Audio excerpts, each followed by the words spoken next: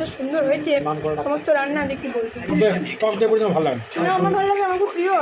কোথায় যেন গেছিলাম, এই কোথায় যাবে এখান থেকে? আজ তো পয়লা বৈশাখ, তাই বাবু আর আমার বরকে নিয়ে যাচ্ছি মন্দির।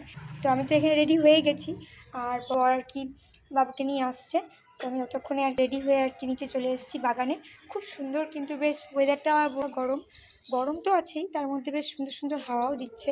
এখানে আমাদের বাগানে প্রচুর গাছপালা, তাই খুব সুন্দর হাওয়া দিচ্ছে, বেশ ভালোই লাগছে।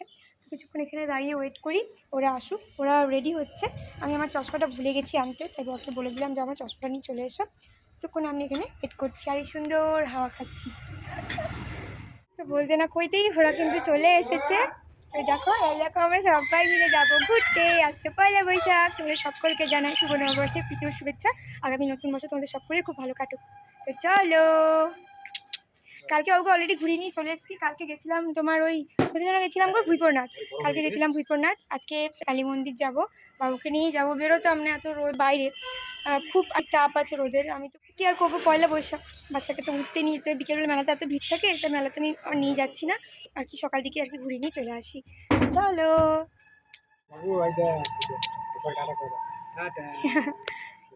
মেথিকা ডিরিং ডিরি, আমরা যাবো ঘুরতে, কি মজা, চলো। বাবা বাবা চলো।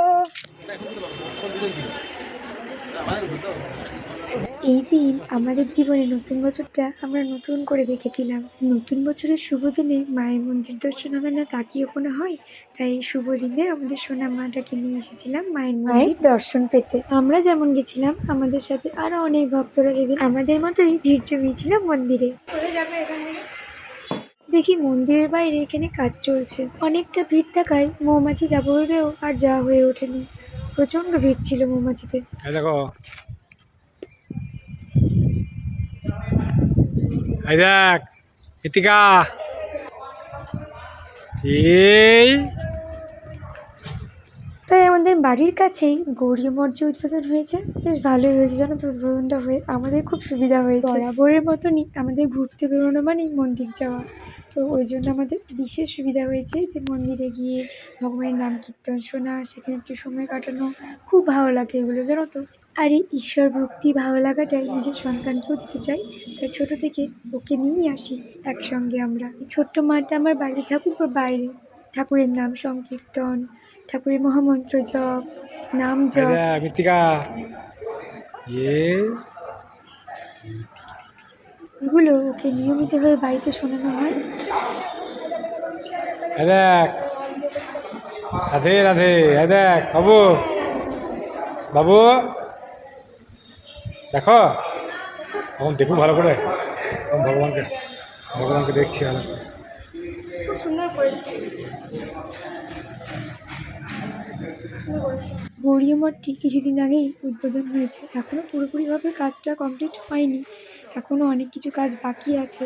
ঈশ্বর মানেই সুন্দর, তবুও বলবো এই গৌরী মঠের বিগ্রহ মূর্তিগুলি এত সুন্দরভাবে স্থাপিত করা হয়েছে। ওদিকে মেয়েকে কোলে চাপিয়ে বাবা মন্দির গোটা মন্দির ঘুরে দেখাচ্ছে। এরপর আর কি, ভালোবেসে নিজের পছন্দের খাবারগুলো শাশুড়ি মা নিজের হাতে বানিয়েছেন। সেই দিনের মেনুতে ছিল স্যালাড, বিরিয়ানি, আলুর দম, রায়তা, চিলি পনির। প্রত্যেকটা রান্না আমার শাশুড়ি মা অনেক কষ্ট করে এই জন্যই বলছি, কারণ তার পায়ে অত্যাধিক ব্যথা, সেই ব্যথা নিয়ে সমস্ত বাড়ির রান্না সে একাই করে, তাই অনেক কষ্ট করেই সে বানিয়েছে। তো এত সুন্দর সে রান্না করে এই কষ্ট নিয়ে, এটাই অনেক। সেই বলেই হয়তো করছে আমাদের খুশি রাখার জন্য। এবার শুরু করা যাক।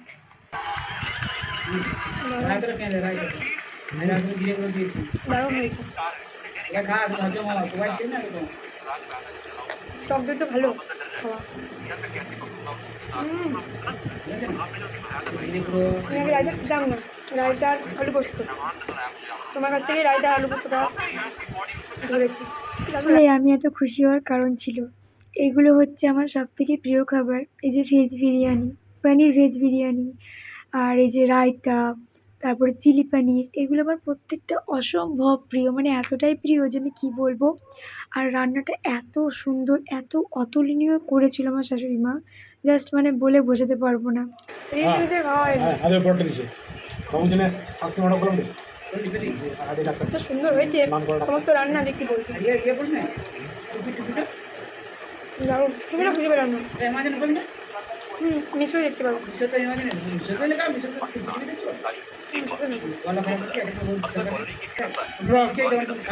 টক দিয়ে করেছিলাম ভালো লাগে আমার ভালো লাগে আমার খুব প্রিয় ওর রাতে ভালো লাগে না কিন্তু আমার তো খুব ভালো লাগে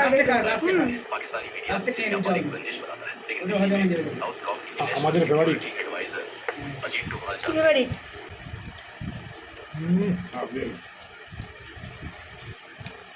সত্যি মনে রেস্টুরেন্টের মতো লাগছে আগে টেস্ট করে নিয়েছি আমার তো রাতে থাকলে জানোই আমার বাবা ভালো লাগে না মানে খেলে তৃপ্তি পাই মুখ আছে বুঝলে